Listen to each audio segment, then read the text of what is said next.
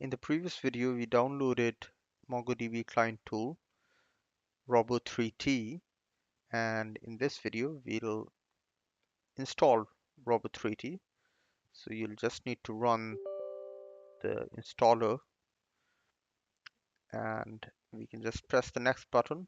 Once we got onto the setup wizard, you can just agree to the license agreement and then select the destination folder, and then you can simply start the installation process. The installation is quite fast, and we've got Robo 3T installed on our computer.